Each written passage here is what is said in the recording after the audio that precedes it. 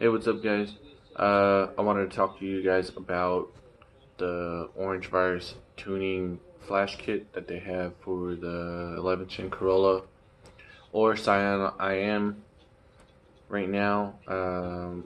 In it, how it comes and goes and stuff like that, and how it's maybe a little bit pricey and stuff like that, and some people don't consider it, and some people thought about it and stuff like that.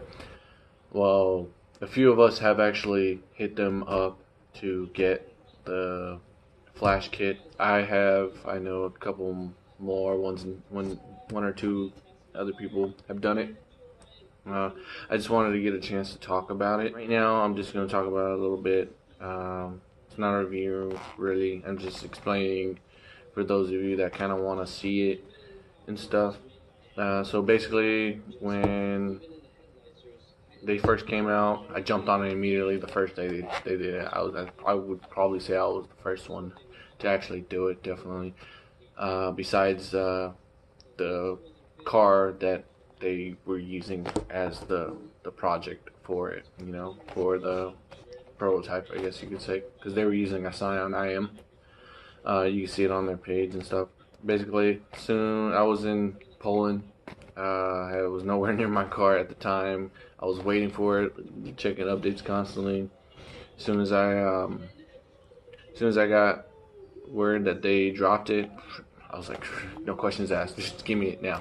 Give me it. Give me it. Give me it. Give me it. I'll take the bullet for everybody. But so just to let you know, Orangevirus tuning, they send you this. It's basically a dongle, excuse me, with a USB. It's an OBD2 dongle. That's it right there. It basically has a memory card too, so you can store, tunes in if you're using another vehicle, or if you find somebody who can also tune your vehicle, you can use the same dongle as long as you have the program that they send you and stuff like that. It comes with a USB cable, connects directly to the computer, and a neat little case to keep it in, which I like this case. I probably use this for something else later on down the line. All their tunes on their page have instructions. Since it was so new at the time, it didn't have instructions. It still doesn't now because they keep taking it off and on, and I guess doing more updates for it and trying to improve it and stuff like that.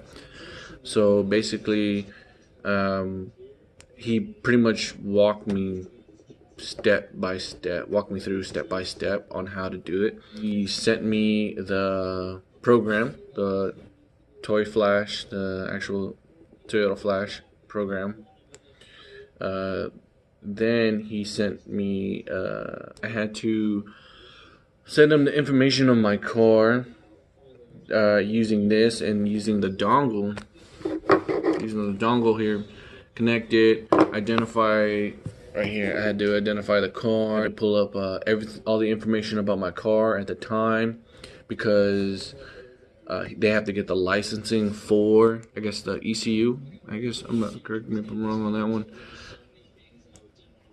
And yeah, once they get the key, they send you the key, and then the system ID number, which has my name on it.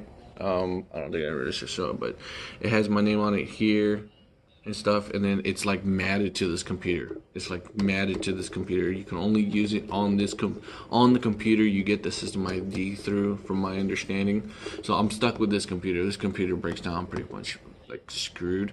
I'm pretty much stuck with this computer, and my computer happens to be like an old Sony Vaio from like 2008, 2007. I don't know. I don't really care. I got this computer for free. It's the only laptop I have at the moment because I'm cheap and broke. Kind of. I'm not broke. I'm just cheap and very frugal when it comes to other things other than my car, obviously.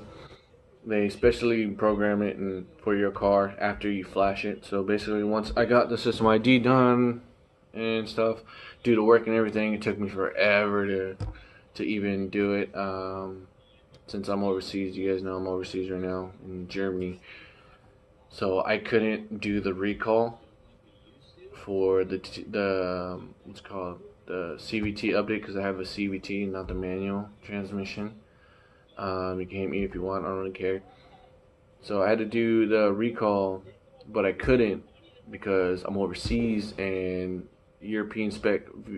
Since I have a USA spec Toyota, the European spec branches can't update mine because it's. I guess I don't know why. I don't really know. I just know that they can't. I've tried to go to Toyota. They said they can't. I called Toyota. They said that the only way I can do the recall is in the States. So I was like, well, I'm SOL.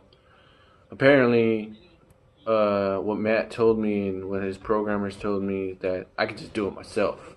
So I made a video on that. I'll just probably add this to the beginning of it or something and just show you. Ended up figuring it out. Did my own, what's it called?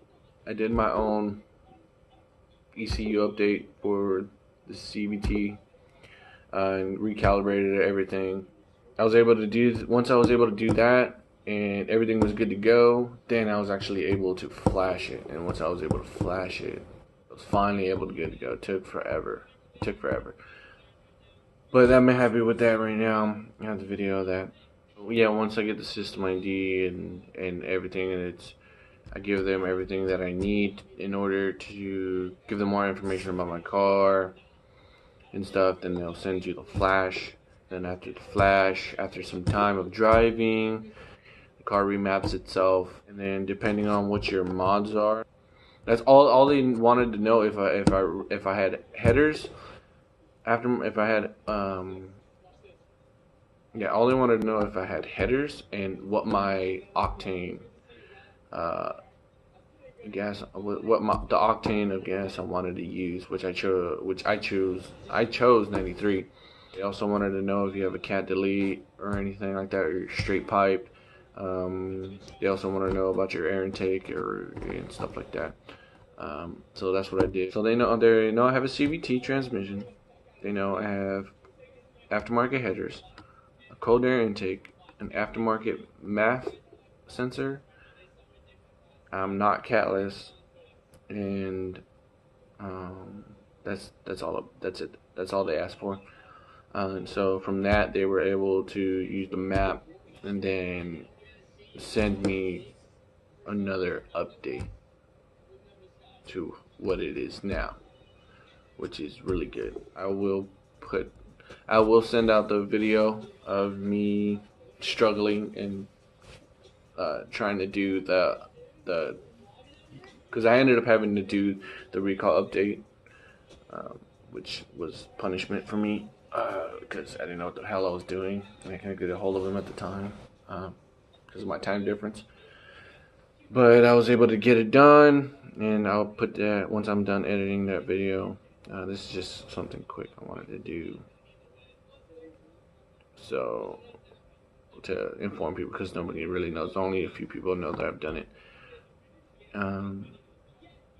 And yeah, so once I get done putting those videos together, I've just been busy and stuff like that. Just basically all that I went through to get this done. I will put it out and you guys will know, but I just wanted to update you guys of what I've done so far and what's going on with me. I know I've kind of been ghost a little bit, but yeah. So yeah, and I hope this helps. The Orangevirus tuning really does help. It really does show some things. It really does bring out the car a little more. I already have the pedal commander, and I still use the pedal commander with the tune. Just to give it a little bit more kick and edginess, which is a considerable difference. So with the tune, you still feel the difference.